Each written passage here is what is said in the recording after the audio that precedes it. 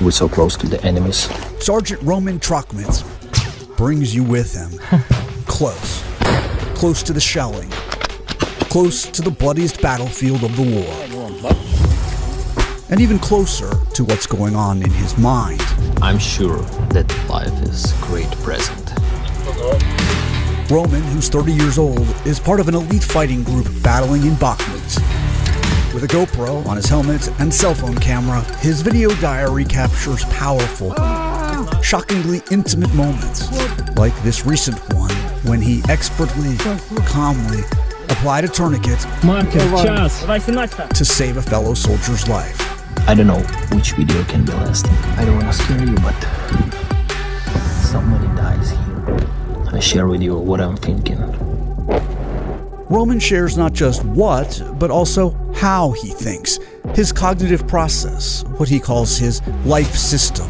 I hacked this life system and realized how to not afraid to die. Let me just repeat back to what you said. I've hacked this life system so that I'm not afraid to die. Yes. Explain that to me. Okay, almost all people don't want to die or afraid to die, right? Right. I try to find a way how not to be afraid. We met up with Roman in Kramatorsk, a city in eastern Ukraine 35 miles from the front lines.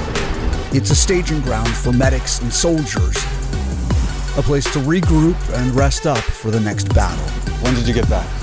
Just 3 or 4 hours ago. For how many days were you there? It was 3 days. 3 days. And how much sleep did you get in 3 days? Maybe 2 to 3 hours per day. He gets a few days to sleep and upload new posts, a ritual he began around a year ago. Baby, my sniper rifle. What inspired you to do that? Actually, at the beginning, I don't want to do it. I think it was some kind of show off that I'm on war, look at me, I'm such a badass. Roman says his sister convinced him of the value of sharing with the world the war through his eyes. I see through my scope, sniper scope, or sometimes through a machine gun. It's war with no limits on pushing one's limits. Infinity fighting. Infinity fighting? What does that mean? Yes, I mean, all the time you prepare in your tea or you wanna take a nap for a few minutes, but then somebody starts shooting. You've had bullets come close to you. Yeah. Yes.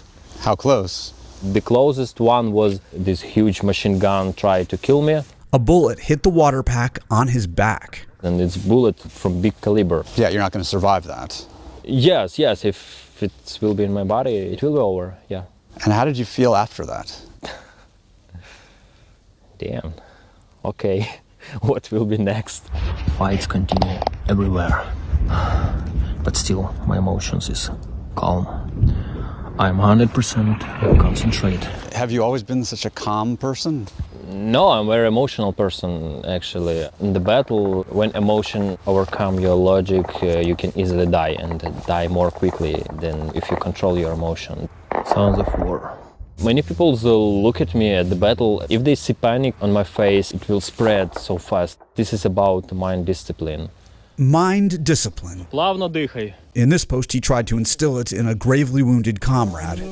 And to the one to whom he recently applied a tourniquet, he said, Нормально, ты живой. Relax, you're alive. He say, oh, it's painful, I'm gonna die, and he just lost his conscious. And I said, what the f***? You should fight. And I was shouting him. Yes. After my words, he just wake up again and again and again. 8 or 9 hours later, we knew that he survived in hospital. He survived? Yes. Have you been in similar situations where the person doesn't survive? Yeah. At war, we met death. It's like our really good friend. She hanging out with us, and some of us say, okay, it's your time, come. Most of the time, 99% of the time, I'm not afraid to die. What about that 1%? I'm a human being. Even here, there are beautiful moments, Roman says. It almost seems like sometimes you're enjoying what you're doing. Definitely, you're correct. I always try to find something good in any life situation. So appreciate to eat this delicious energy bar. I realized that life is amazing, guys.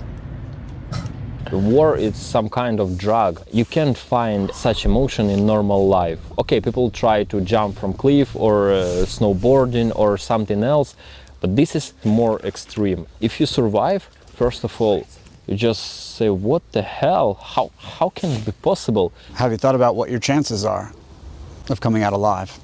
Yeah, sometimes we have a mission when we can lose maybe, 10%, for example, from our guys. They tell you that there's a 10% chance? We smart guys, we realize. And in some unit, they say directly. So back to my question, what do you think your chances are?